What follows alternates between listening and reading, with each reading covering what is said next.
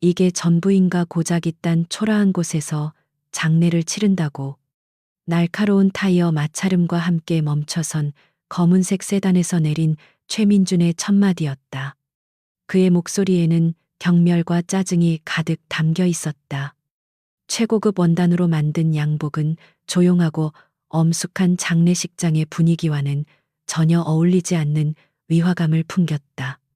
그의 옆에는 화려한 명품으로 치장한 젊은 아내 오수진과 아버지를 쏙 빼닮아 오만한 표정을 짓고 있는 어린 아들 최진우가 서 있었다. 그들은 마치 더러운 것을 본다는 듯 주변을 훑어보았다.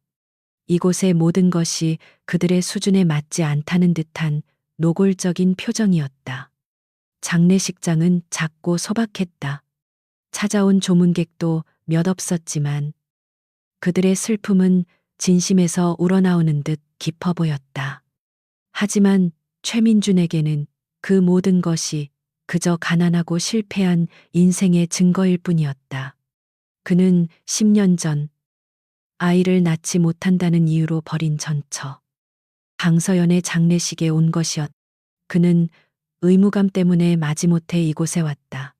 사회적 체면을 위해, 그리고 혹시라도 자신에게 불리한 소문이 돌지 않도록 입막음을 하기 위해서였다.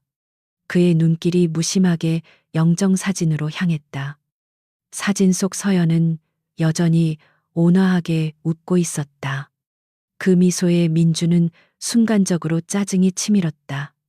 바로 그때 그의 시선이 영정 사진 아래에 고정되었다.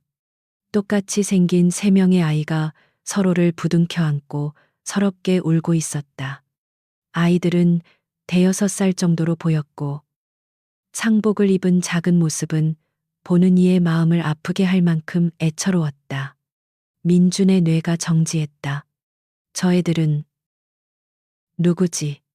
그의 중얼거림에 안에 오수진이 비꼬듯 대답했다. 누구긴 누구겠어.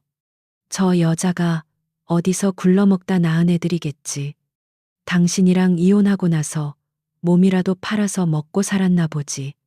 그녀의 말에는 일말의 동정심도 없었다.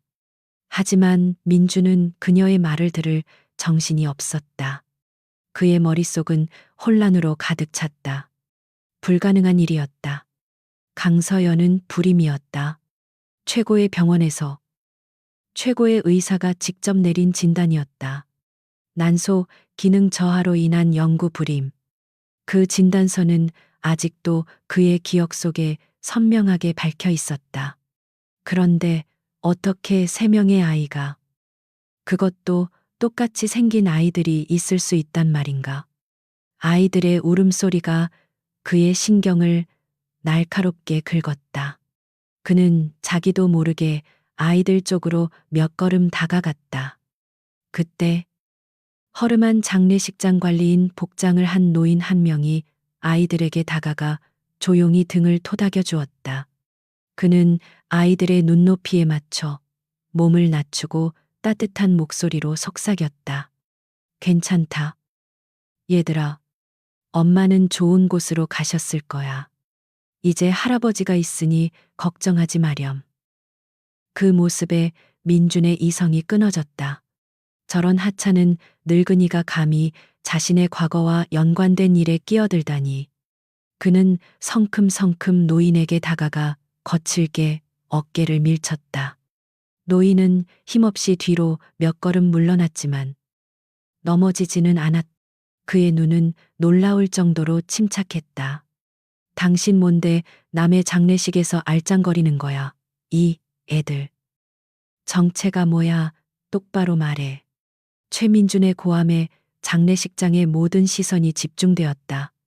박씨라고 불리는 그 노인은 천천히 몸을 바로 세웠다. 그는 민준의 분노에 찬 얼굴을 조용히 마주 보았다. 그의 표정에는 두려움이나 당황이 아닌 깊이를 알 수 없는 차가운 평온함이 서려 있었다. 노인은 아이들을 자신의 등 뒤로 보호하듯 감쌌다. 그리고는 낮지만 분명한 목소리로 말했다. 고인에 대한 예의를 지켜주십시오. 아이들이 보고 있습니다. 그 말은 기름에 불을 붙인 격이었다. 예의 내놈 같은 늙은이가 감히 나한테 예의를 가르쳐. 내가 누군지 알아.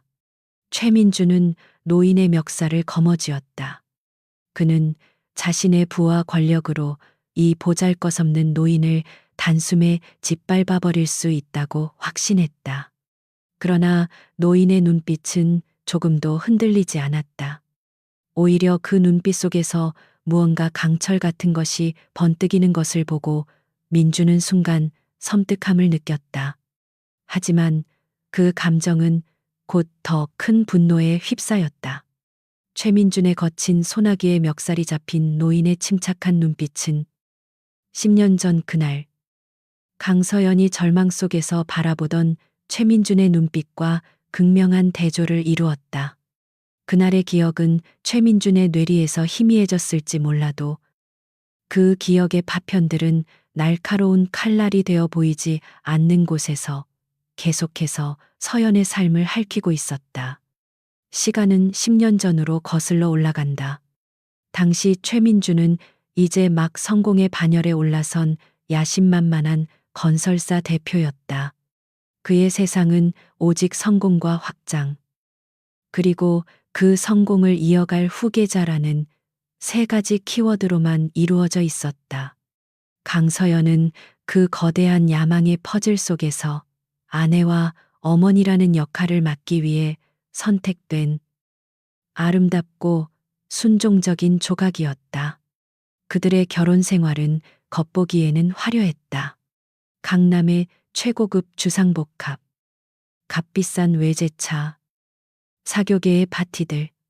하지만 그 화려한 포장지 속은 텅 비어 있었고 차가운 공기만이 감돌았다.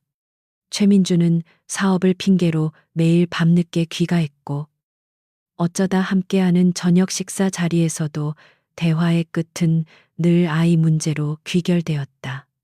옆집 김 사장은 벌써 아들이 둘이라더군. 다음 달이면 돌이래.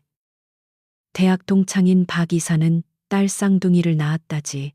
회사 물려주려면 아들이 최고인데 말이야. 그의 말은 비수처럼 서연의 가슴에 밝혔다. 그녀는 죄인이 된 심정으로 고개를 숙였다. 대한민국에서 용하다는 병원은 모두 찾아다녔고 몸에 좋다는 한약도 수십제를 먹었다. 하지만 아이는 찾아오지 않았다. 서연의 얼굴에서는 점점 웃음이 사라졌고 그 자리를 불안과 죄책감이 채워갔다. 그러던 어느 날 민주는 더 이상 기다릴 수 없다는 듯 최후 통첩을 날렸다. 그는 자신이 직접 알아본 병원이 있다며 그곳이 마지막이라고 선언했다. 이번에도 안 되면 우리 관계에 대해 다시 생각해봐야 할 것 같아. 그 말에 서연은 마지막 남은 희망을 붙잡고 그를 따라 나설 수밖에 없었다. 병원은 최신식 시설을 자랑했지만 어딘지 모르게 차갑고 비인간적인 느낌을 풍겼다. 민준이 예약해둔 의사는 냉철한 표정으로 몇 가지 검사를 진행하더니 며칠 후 두 사람을 다시 진료실로 불렀다. 그는 복잡한 의학 용어가 가득한 차트를 앞에 두고 결론부터 말했다. 유감스럽지만 강서연님은 임신이 어렵겠습니다. 선천적인 난소 기능 저하로 인해 정상적인 배란이 거의 이루어지지 않는 상태입니다. 현대의학으로는 해결이 불가능한 영구 불임으로 판단됩니다. 영구 불임. 그 단어는 망치처럼 서연의 머리를 내리쳤다. 세상이 무너지는 듯한 충격에 귀가 멍멍해지고 눈앞이 캄캄해졌다. 그녀는 무언가 말을 하려 했지만 목소리가 나오지 않았다. 옆에 앉은 남편의 얼굴을 겨우 쳐다보았다. 위로를, 단 한마디의 따뜻한 위로를 바랐다. 하지만 최민준의 얼굴에는 슬픔이나 안타까움이 없었다. 그의 표정은 마치 오래 기다려온 판결을 듣는 사람처럼 혹은 불량품을 최종 확인한 검수관처럼 차갑고 단호했다. 그는 의사에게 형식적인 질문 몇 개를 던진 후 넋이 나간 서연의 팔을 거칠게 잡아 끌어 병원을 나섰다. 집으로 돌아오는 차 안에서는 침묵만이 흘렀다. 서연은 흐르는 눈물을 주체하지 못하고 계속해서 어깨를 들썩였다.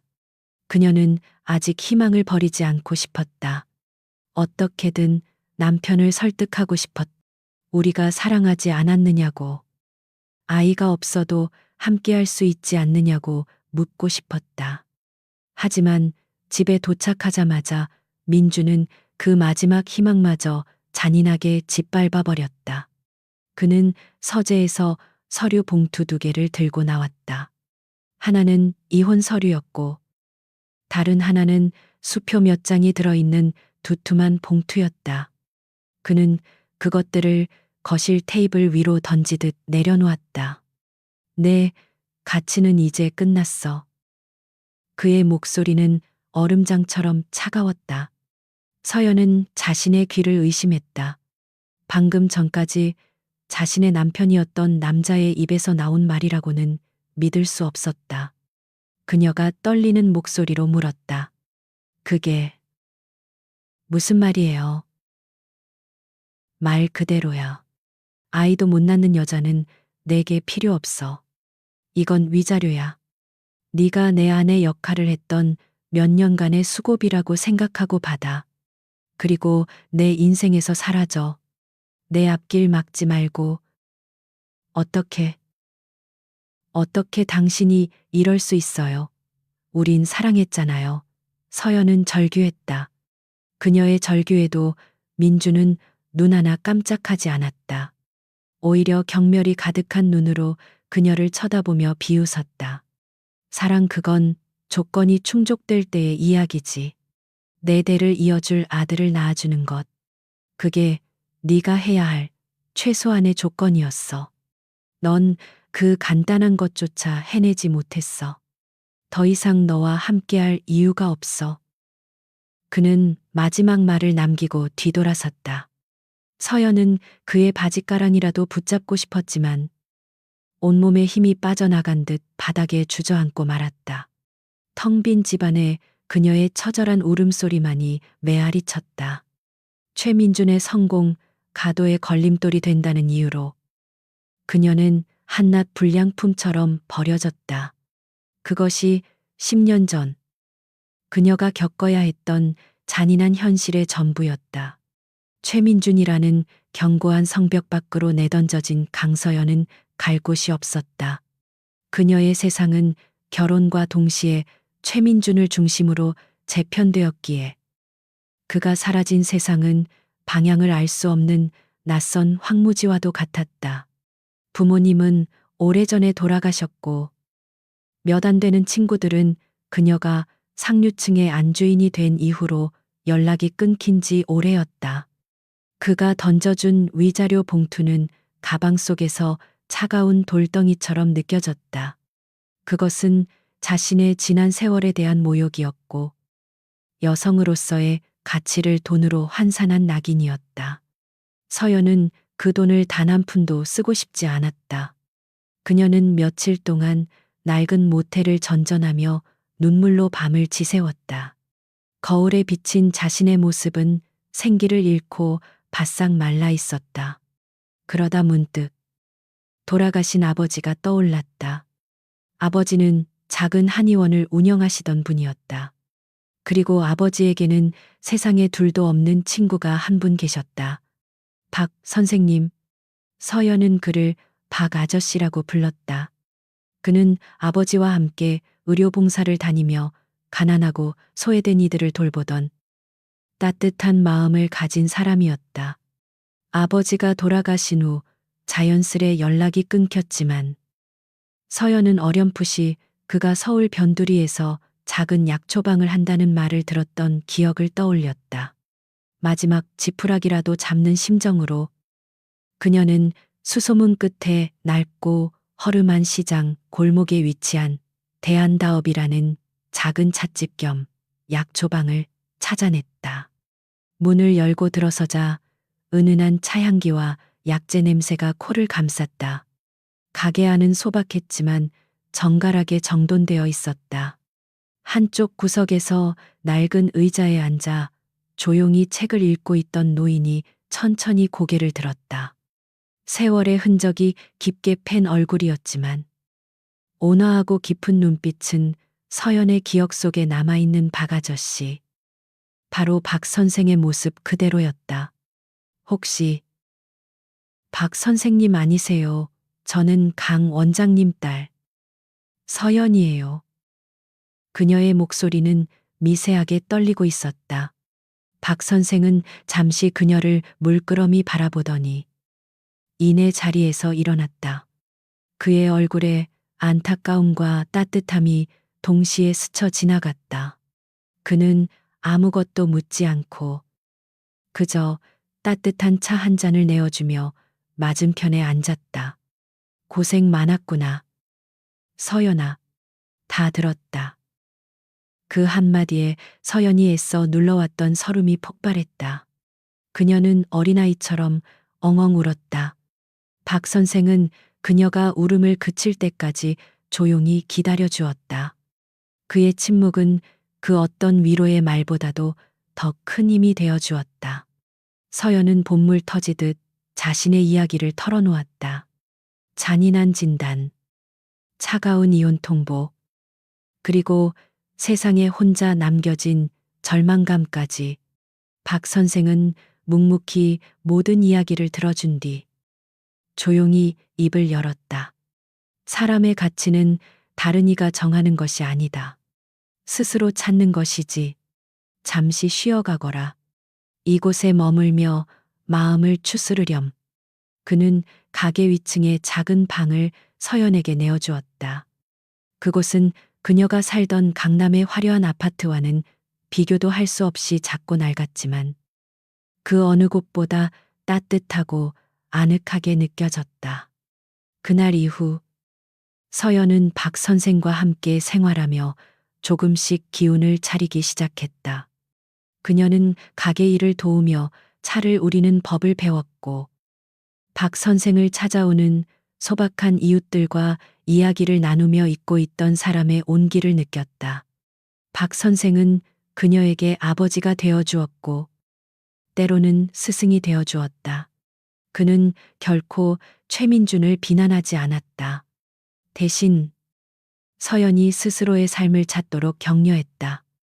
다른 사람을 위해 무언가를 해보는 건 어떻겠니? 상처를 치유하는 가장 좋은 방법은 다른 이의 상처를 보듬어 주는 것이란다. 그의 조언에 따라 서연은 근처에 있는 작은 보육원에서 봉사활동을 시작했다. 처음에는 아이들을 대하는 것이 어색하고 두려웠다. 아이를 낳지 못한다는 이유로 버림받은 그녀에게 아이들의 존재는 아픈 상처를 건드리는 것만 같았다.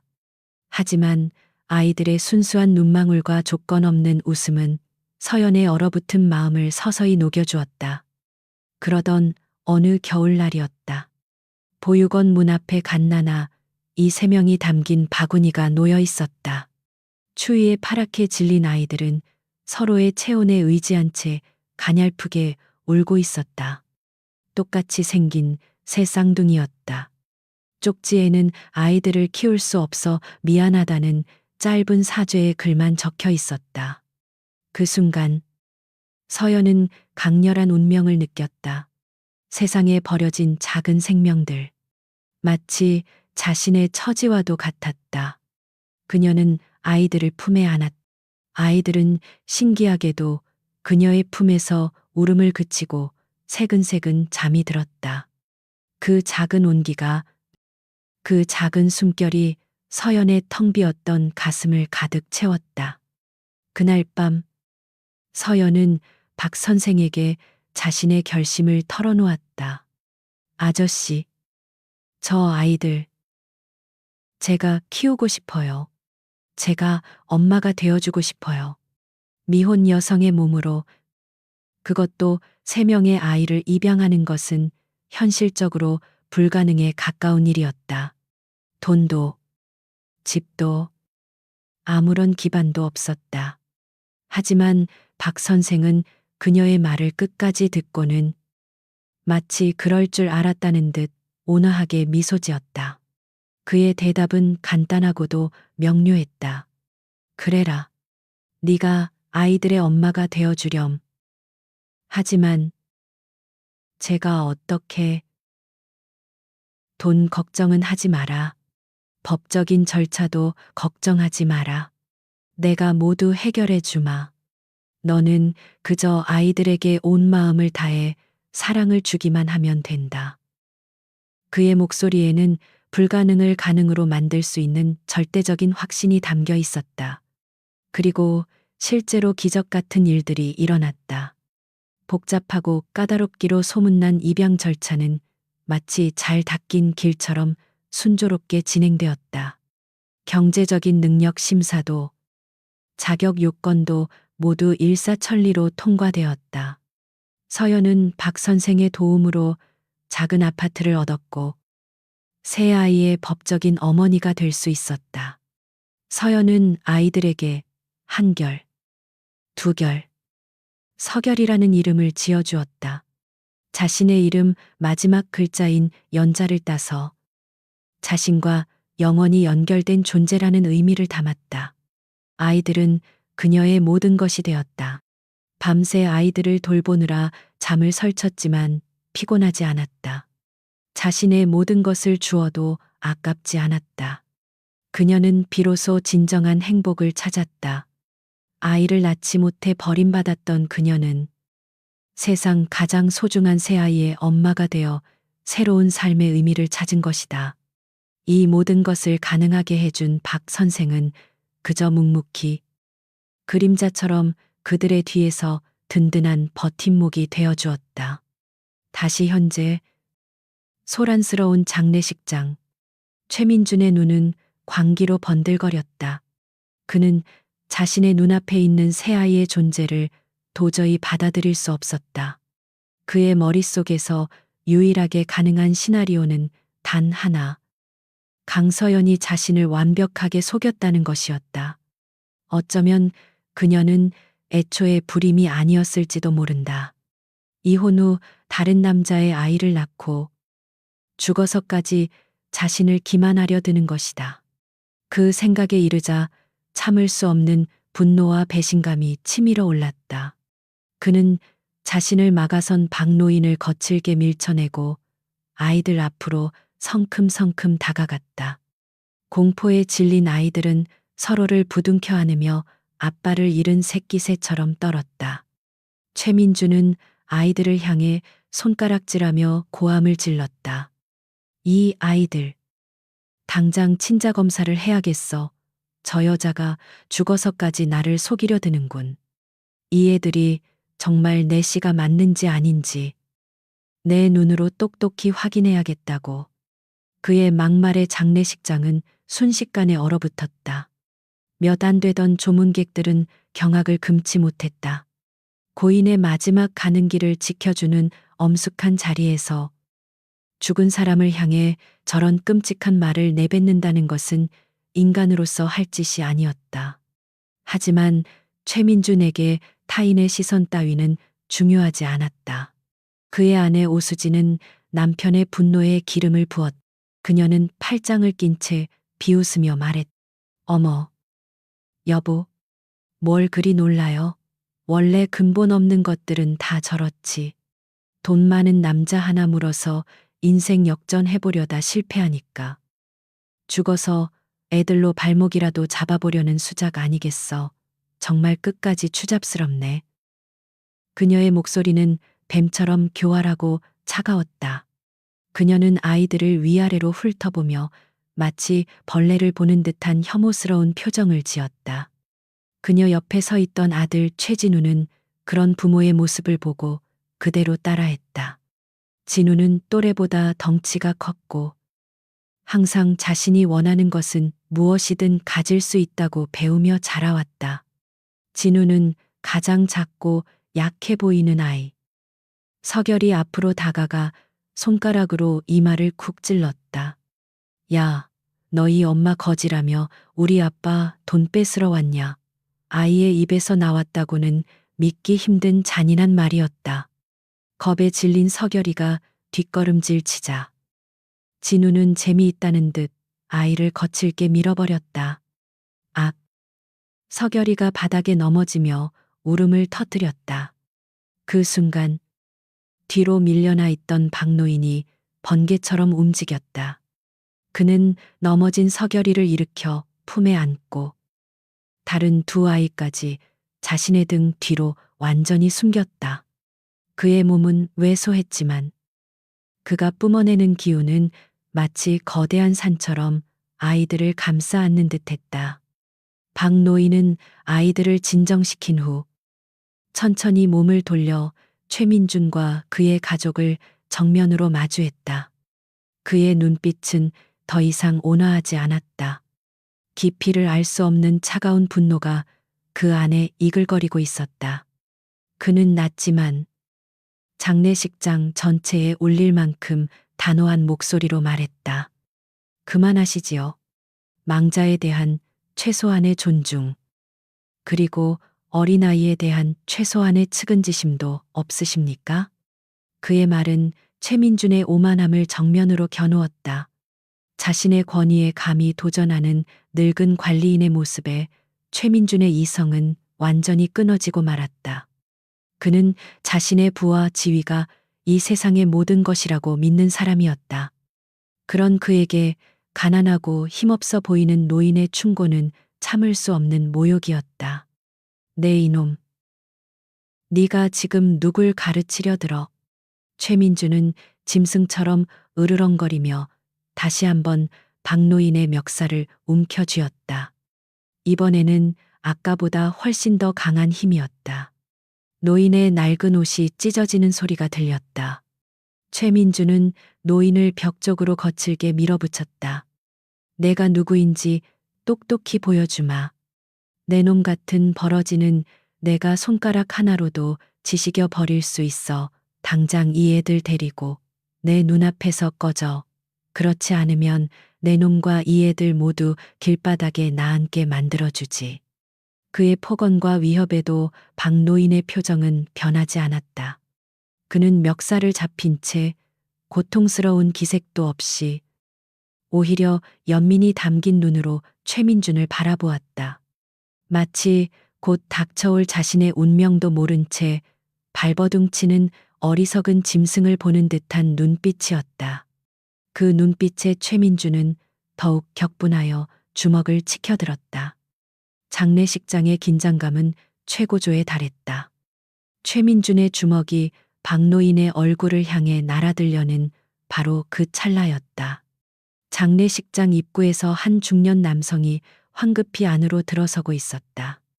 그는 TK건설의 주요 협력사인 대한대학병원 원장 김진태였다.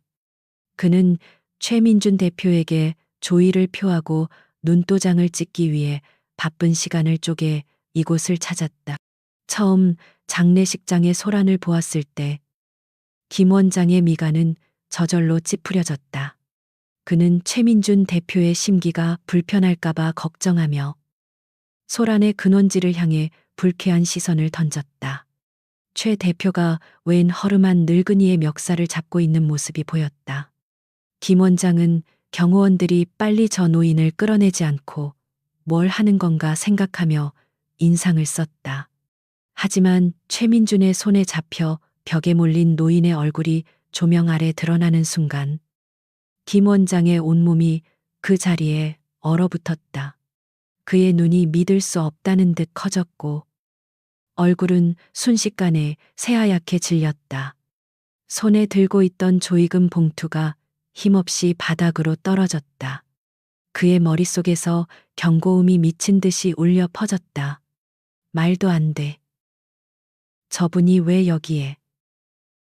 이런 모습으로 그의 이성은 상황을 부정했지만 그의 몸은 본능적으로 반응했다. 김 원장은 곁에 있던 비서를 밀치고 사람들 사이를 비집으며 필사적으로 달려갔다.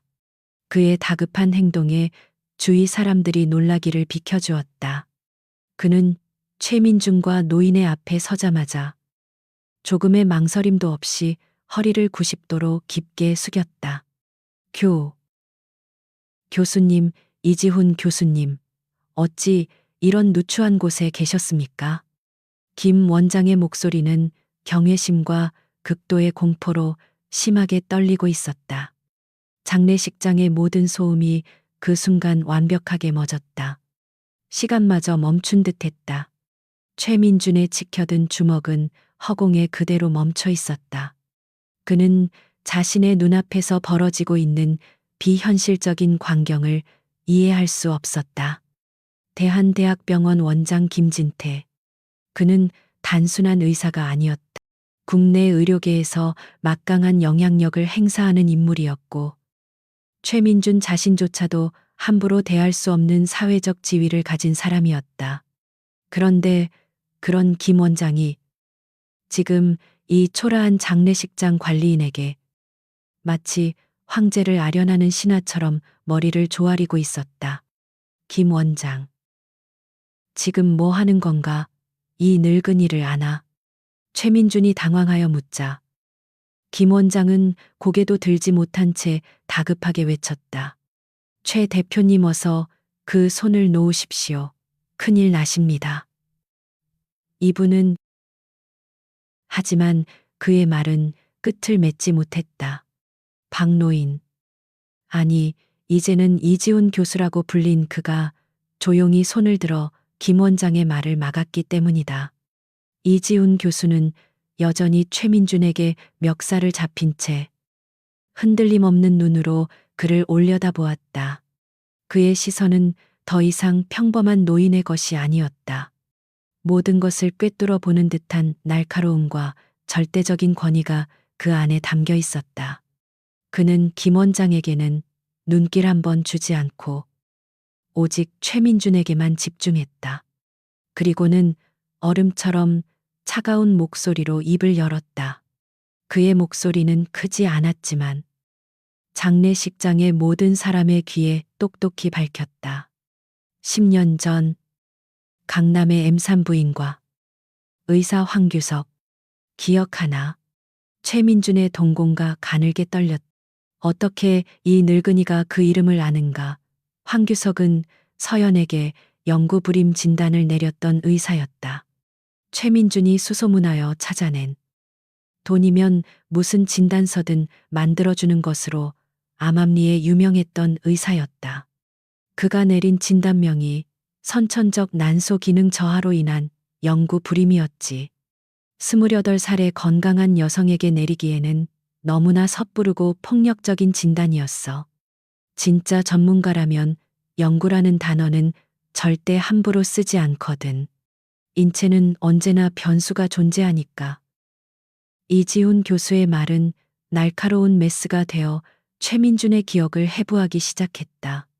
최민준은 자신도 모르게 멱살을 잡았던 손에서 힘을 풀었다. 이지훈 교수는 흐트러진 옷깃을 천천히 정돈하며 말을 이었다. 제대로 된 진단을 내리려면 최소 서너 달에 걸쳐 월경 주기에 따른 호르몬 수치 변화를 추적해야 하고 난포의 성장 과정을 면밀히 관찰해야만 한다. 하지만 황규석은 단 한 번의 초음파와 혈액 검사만으로 모든 것을 단정지었지. 그가 내게서 얼마를 받았는지는 모르겠지만 의사로서의 양심을 팔아넘긴 대가치고는 꽤 짭짤했을 거야. 무슨 소리를 하는 거야? 당신이 뭘 안다고. 최민준은 공포에 휩싸여 버럭 소리를 질렀다. 하지만 그의 목소리는 심하게 떨리고 있었다.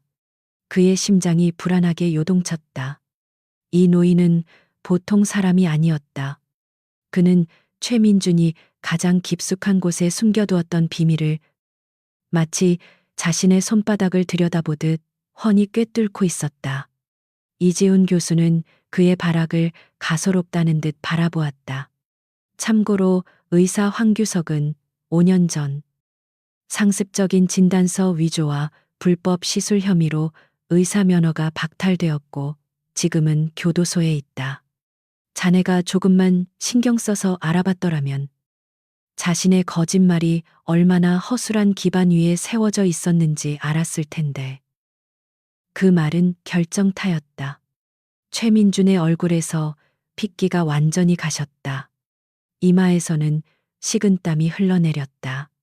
그의 오만하고 자신감 넘치던 태도는 온데간데 없이 사라지고 자신의 추악한 비밀이 만천하에 드러난 범죄자의 초라한 모습만이 남아 있었다. 그는 비로소 깨달았다.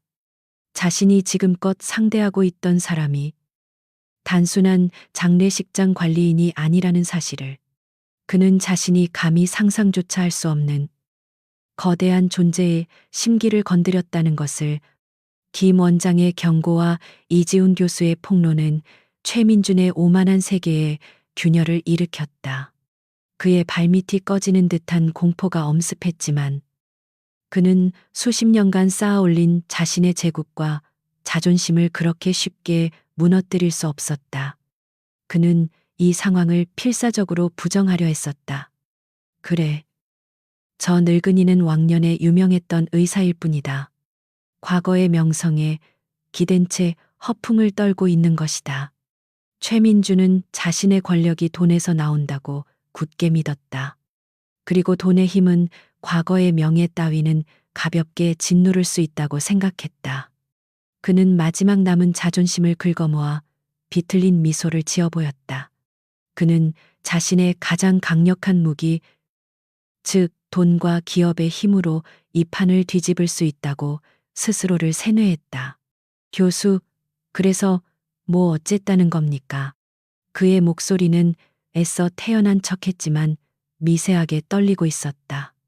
그는 이지훈을 향해 한 걸음 다가서며 위협적인 자세를 취했다. 당신이 과거에 아무리 대단한 의사였다고 한들 그게 지금 무슨 소용이 있습니까? 세상은 돈으로 움직이는 겁니다. 내가 마음만 먹으면 당신 같은 늙은이 하나 사회에서 매장시키는 건 일도 아니란 말입니다. 그는 자신의 회사 TK건설의 이름을 방패처럼 내세웠다. 내 TK건설이 어떤 회사인 줄 아십니까? 수십 개의 대형 프로젝트를 움직이고 수천 명의 직원을 먹여 살리는 기업입니다. 당신이 아무리 떠들어봤자 내 앞에서는 그저 힘없는 늙은이에 불과해요. 그것은 그의 마지막 발악이었다. 그러나 그의 위협은 이지훈의 고요한 평온함에 부딪혀 허무하게 부서졌다. 이지훈은 그의 말을 끝까지 들어주었다. 그의 눈에는 경멸이나 분노가 아닌 깊은 연민이 담겨 있었다. 마치 곧 닥쳐올 거대한 파도도 모른 채 모래성을 쌓고 있는 어린아이를 보는 듯한 눈빛이었다. 모두의 시선이 집중된 가운데 이지훈은 품 안에서 무언가를 꺼냈다. 그것은 최신형 스마트폰이 아니었다. 액정이 작고 버튼이 달아빠진 구형 폴더폰이었다. 그가 사용하는 물건조차 그의 겉모습처럼 시대에 뒤떨어지고 평범해 보였다. 그는 익숙한 손놀림으로 버튼 몇 개를 눌러 단축 번호로 전화를 걸었다. 뚜. 신호음이 몇 번 울린 후 전화가 연결되었다. 장례식장은 숨소리 하나 들리지 않을 만큼 조용했기에 전화기 너머에서 들려오는 정중한 목소리가 스피커폰을 하지 않았음에도 불구하고 선명하게 들렸다. 회장님, 분부만 내리십시오. 이지훈은 폴더폰을 귀에 댄 채 여전히 최민준에게서 시선을 떼지 않고 말했다. 그의 목소리는 감정의 동요 없이 지극히 사무적이었다. 김 비서, TK건설과 진행 중인 모든 계약을 즉시 파기하게, 자회사를 통해 투자된 자금도 전액 회수하도록, 그리고 시중은행에 있는 그 회사 채무를 전부 사들여. 최민주는 그 말을 듣고 헛웃음을 터뜨렸다. 지금 뭐 하는 겁니까? 연극이라도 하는 겁니까? 어디서 고용한 배우들이라도 되나 보죠. 김비서 계약 파기 채무 인수, 당신 같은 늙은이가. 하지만 그의 비웃음은 끝까지 이어지지 못했다. 이지훈이 전화를 끊기 전 마지막 한마디를 덧붙였기 때문이다. 그 한마디는 최민준의 모든 조롱을 집어삼키고도 남을 만큼의 무게를 담고 있었다. 이지훈은 최민준의 눈을 똑바로 응시하며 마치 사형 선고를 내리듯 조용히, 하지만 장례식장 전체를 지배하는 목소리로 말했다. 나는 대한의료그룹 회장 이지훈이다. 정적이 흘렀다. 대한의료그룹. 그 이름이 공기 중에 퍼져나가는 순간 장례식장의 온도가 몇 도는 내려간 듯했다. 그것은 단순한 회사 이름이 아니었다. 제약, 바이오테크, 전국 최대 규모의 대학병원 체인, 그리고 첨단 의료기기 산업까지 대한민국 의료계와 제약계를 마쿠에서 지배하는 거대한 제국의 이름이었다. 그들의 자본력은 웬만한 대기업 그룹을 가볍게 능가했고 그들의 영향력은 정재계 깊숙이 뻗어 있었다. 최민준의 뇌가 그 이름의 의미를 완전히 처리하는 데는 몇 초의 시간이 걸렸다. 그 몇 초는 그에게 영원처럼 느껴졌다. 대한대학병원 원장 김진태가 왜 그토록 겁에 질려 엎드렸는지, 복잡한 입양 절차가 왜 그토록 순조롭게 진행되었는지, 모든 퍼즐 조각이 그 순간 맞춰졌다. 그가 지금껏 하찮은 늙은이라고 무시하고 멸시했던 저 남자는 대한민국을 움직이는 거인 중에 한 명이었던 것이다. 허. 최민준의 입에서 바람 빠지는 소리가 새어나왔다. 다리에 힘이 풀려 휘청거렸. 그의 눈앞이 아찔해졌다. 자신이 무슨 짓을 저질렀는지 비로소 깨달았다. 그는 사자의 코털을 건드린 것이 아니었다. 잠자는 용의 영린을 건드린 것이었다. 그의 아내 오수지는 상황이 더욱 빨랐다. 그녀는 최민준보다 훨씬 더 현실적이고 계산적인 여자였다. 대한의료그룹 회장이라는 말이 그녀의 귀에 꽂히는 순간 그녀의 머릿속에서는 주판알 튕기는 소리가 요란하게 울렸다. 자신의 화려한 삶, 명품 가방, 고급 자동차, 사교계의 여왕이라는 지위, 그 모든 것이 최민준의 재력이라는 모래 위에 세워진 성이라는 것을 그녀는 누구보다 잘 알고 있었다. 그리고 지금 그 성의 기반이 통째로 사라지고 있었다. 그녀의 두 눈에서 총기와 빛이 사라졌다. 얼굴은 새하얗게 질렸고 입술은 파르르 떨렸다. 그녀는 남편인 최민준을, 그리고 그 옆에 산처럼 서 있는 이지훈 회장을 번갈아 쳐다보았다. 그리고 다음 순간 그녀의 눈이 뒤집히며 그대로 바닥에 쓰러졌다. 쿵 하는 소리와 함께 그녀의 사치스러운 인생도 함께 막을 내리고 있었다. 오수진이 혼절하여 쓰러지자 장례식장은 잠시 술렁였다. 몇몇 사람들이 그녀에게 달려갔지만 그 소란조차 최민준의 귀에는 닿지 않았다.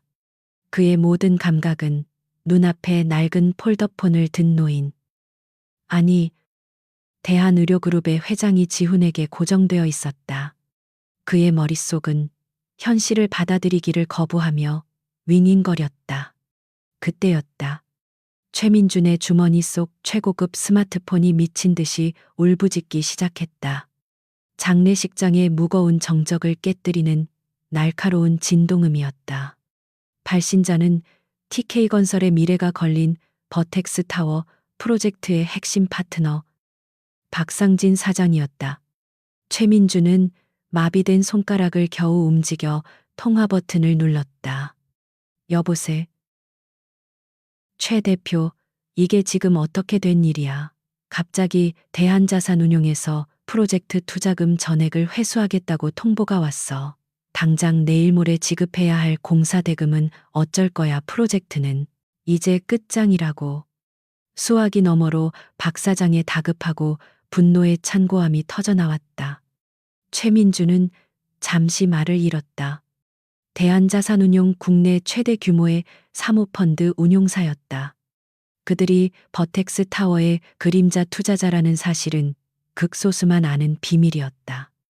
그런데 그들이 왜 갑자기 최민준이 무어라 변명할 말을 찾기도 전에 통화가 끊기며 다른 전화가 걸려왔다.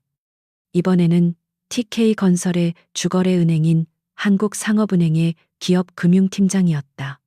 그의 목소리는 박 사장보다 더 절망적이었다. 대표님, 큰일 났습니다.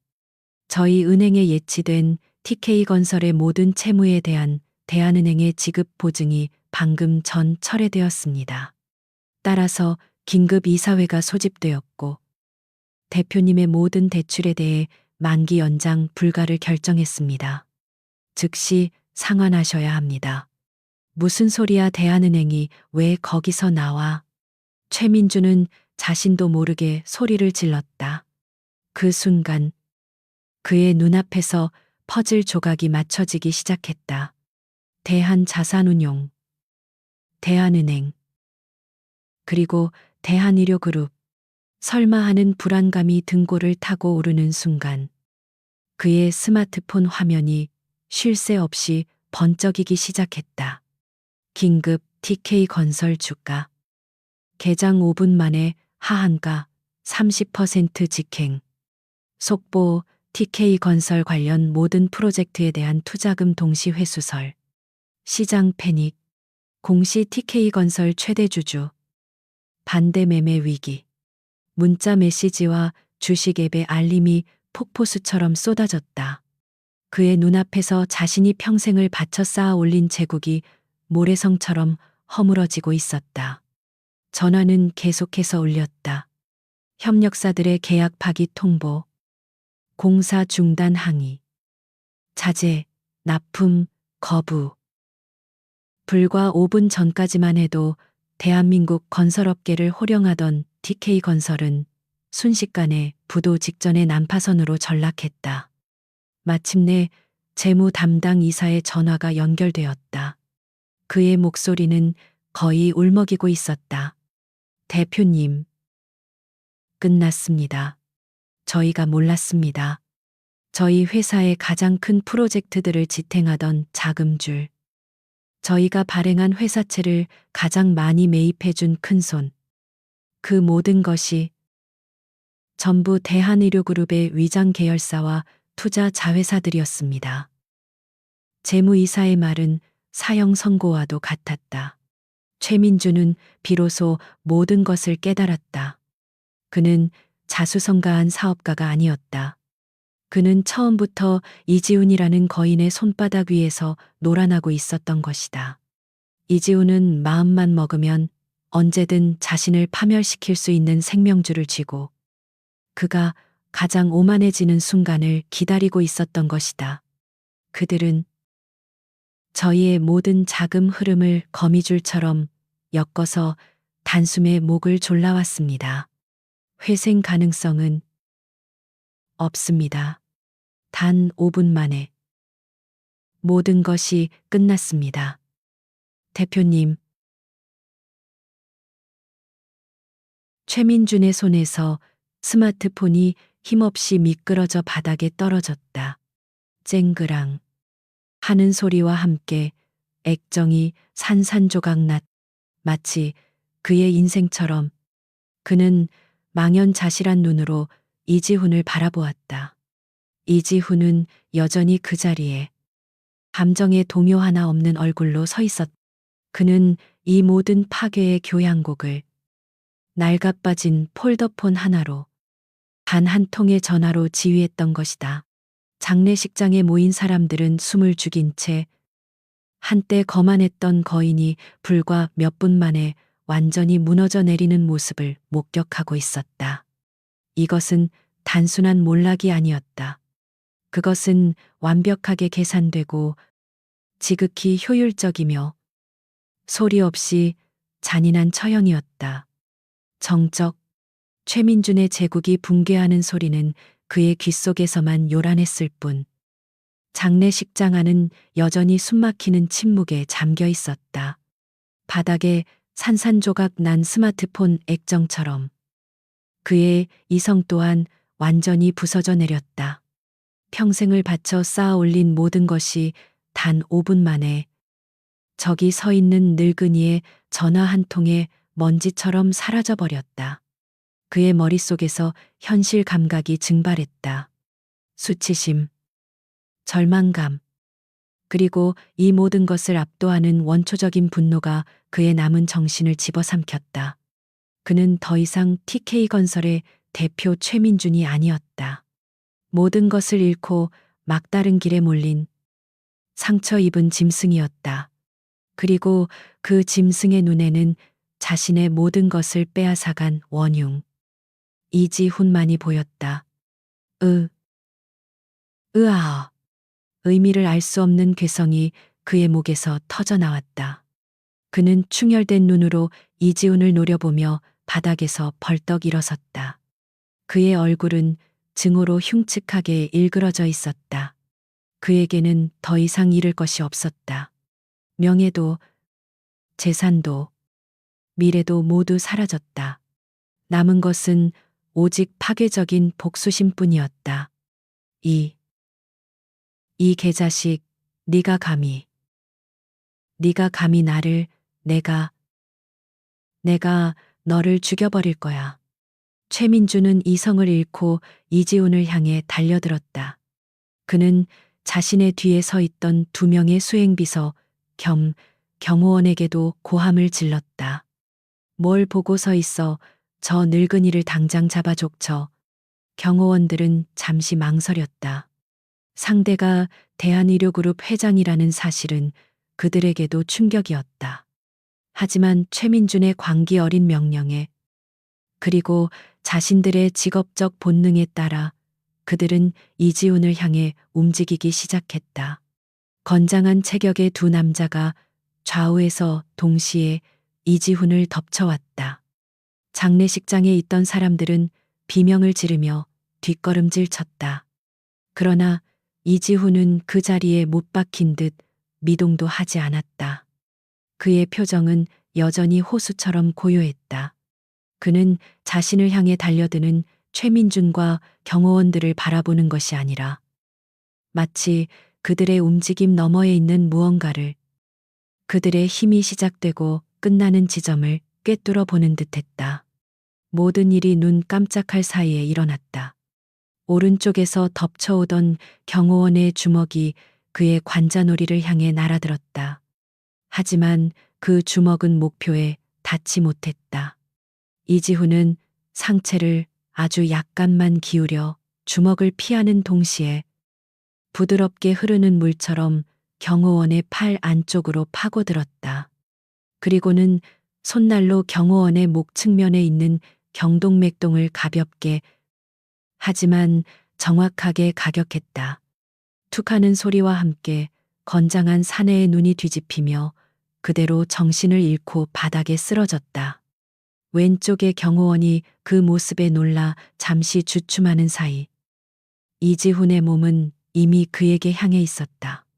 그는 경호원이 뻗은 팔의 손목을 부드럽게 휘감아 쥐고는 인체의 관절이 움직일 수 없는 각도로 가볍게 비틀었다.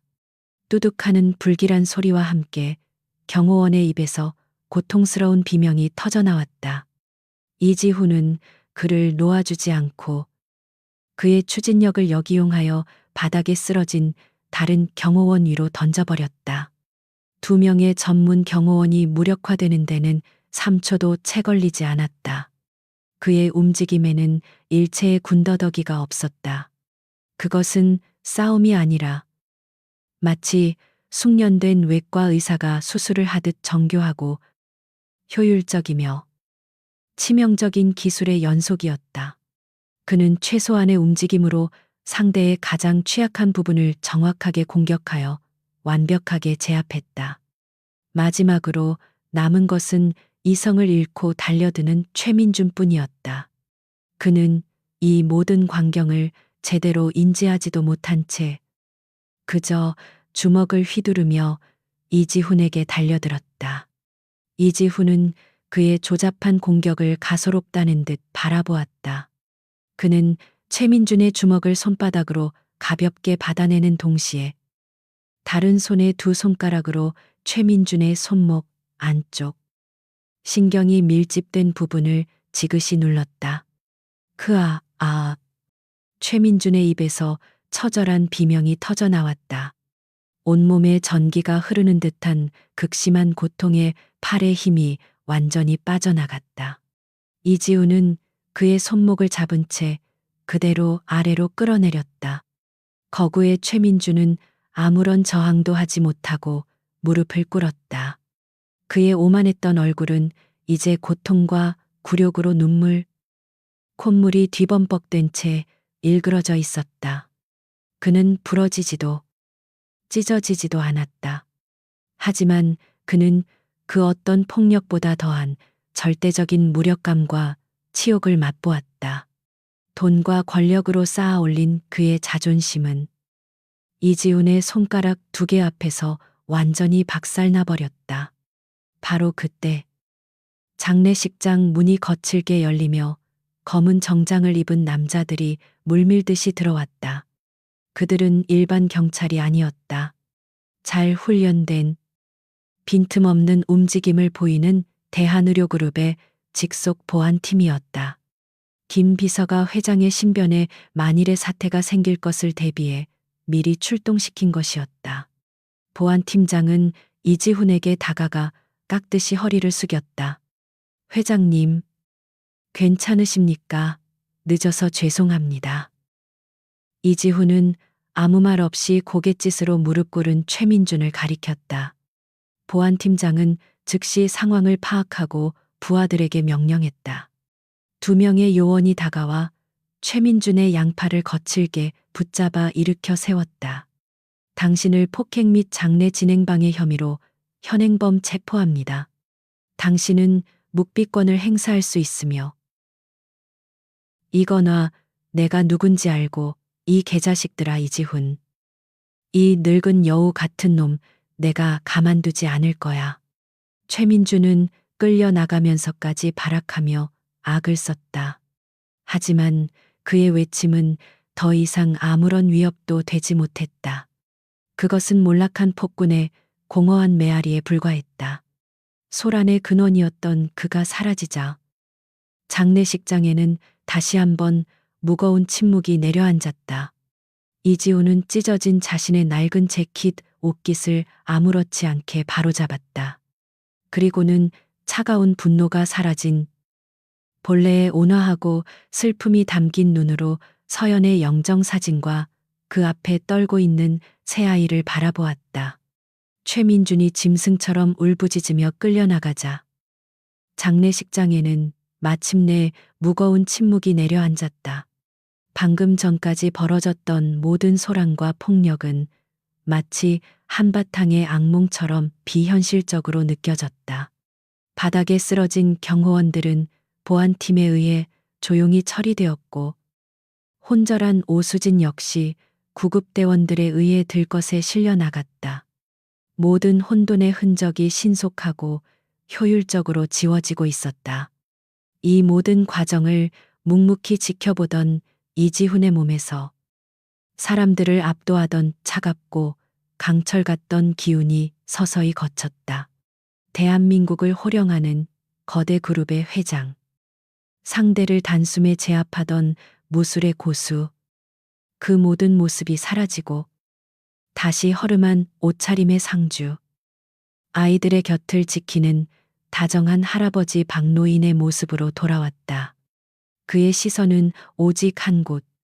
겁에 질려 서로를 부둥켜 안고 있는 새 아이에게로 향했다. 아이들의 눈에는 아직 공포가 가시지 않은 채 그렁그렁 눈물이 맺혀 있었다.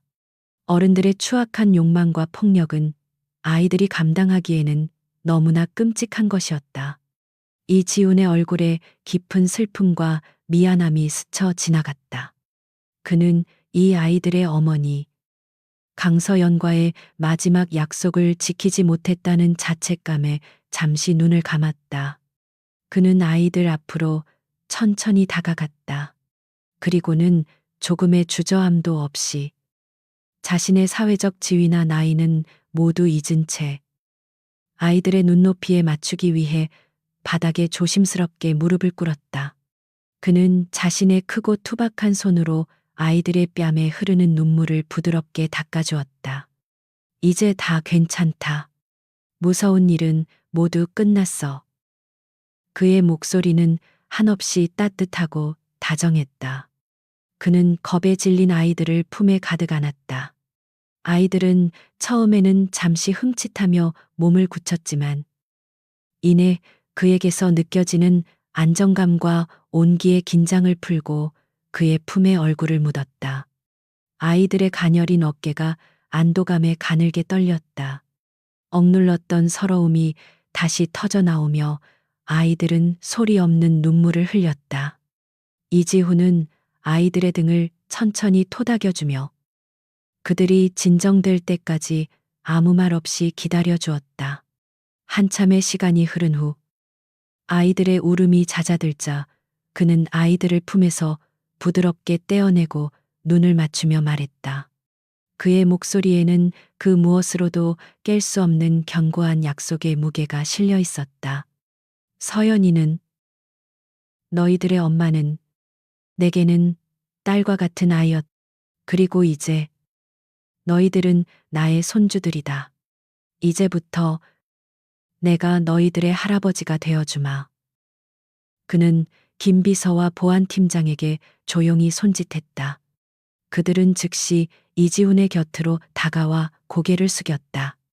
이지훈은 아이들을 보호하듯 자신의 등 뒤에 세운 채 낮지만 단호한 목소리로 지시를 내리기 시작했다.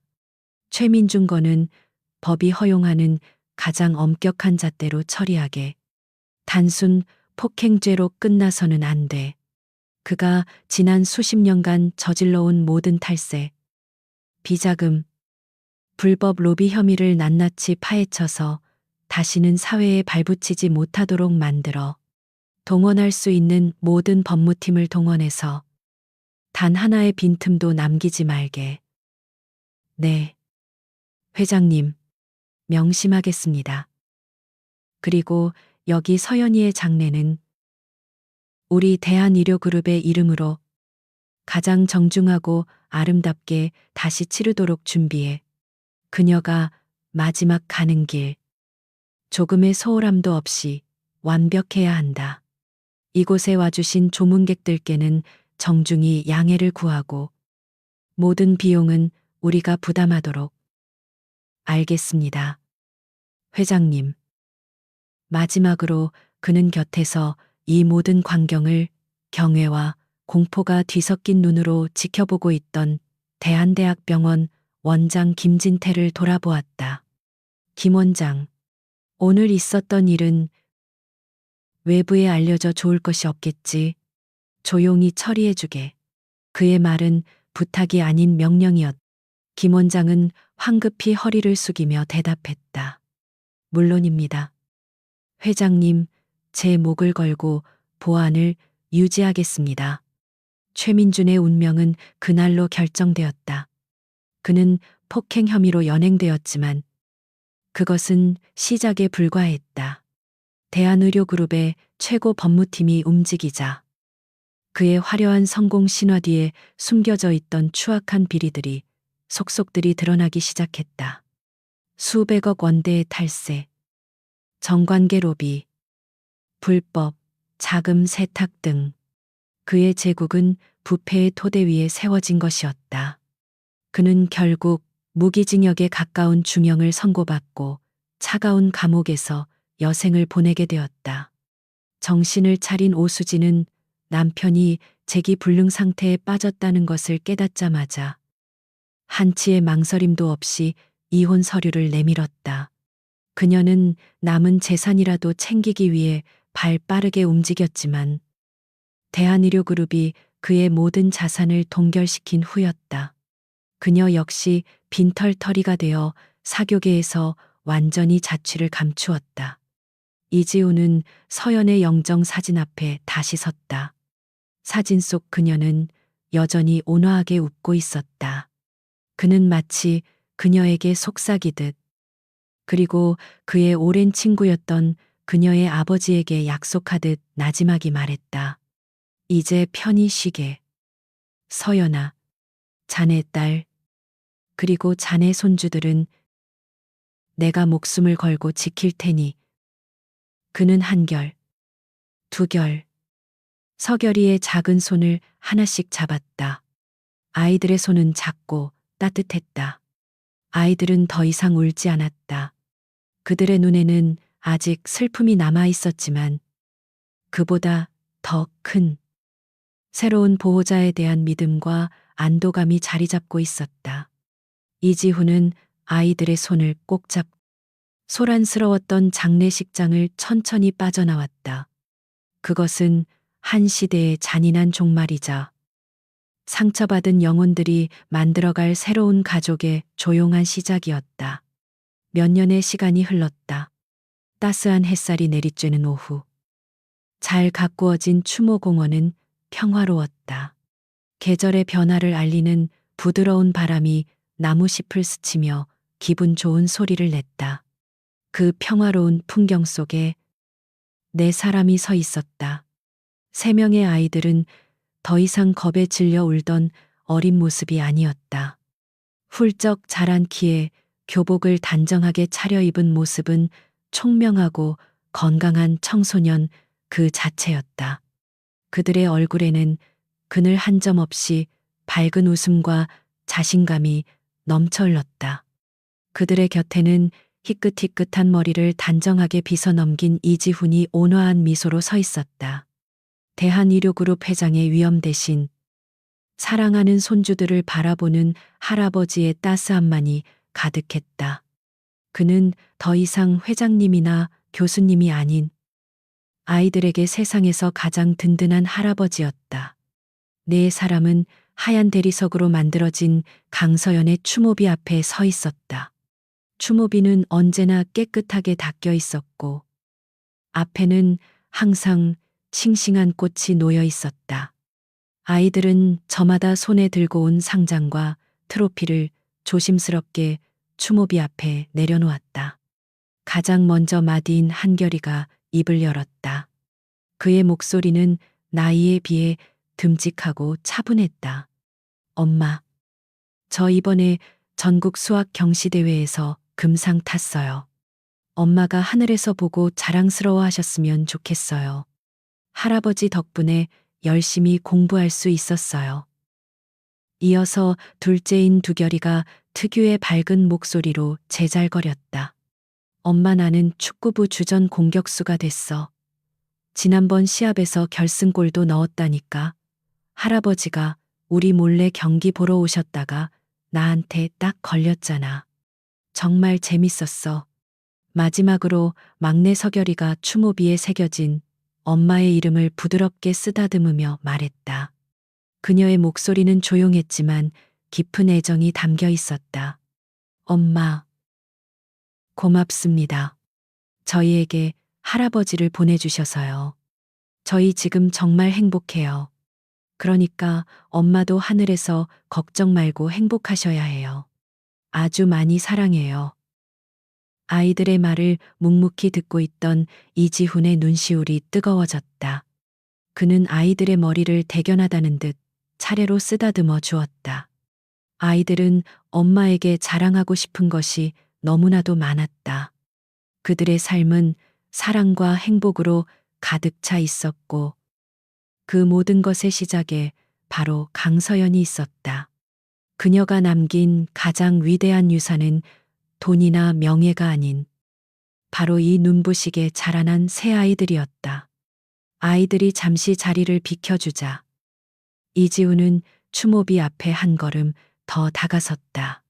그는 잠시 눈을 감고 지난 세월을 떠올렸다.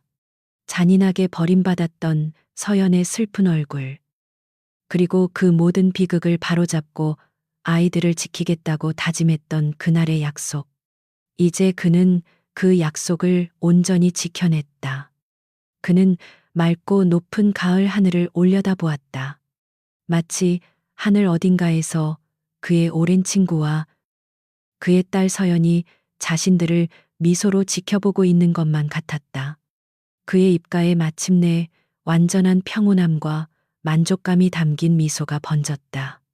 그는 나지막이 오직 하늘만이 들을 수 있는 목소리로 속삭였다.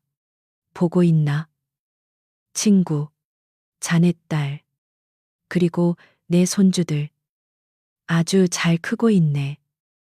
바람이 그의 귓가를 스치며 마치 모든 것을 알고 있다는 듯 다정한 대답을 들려주는 듯 했다.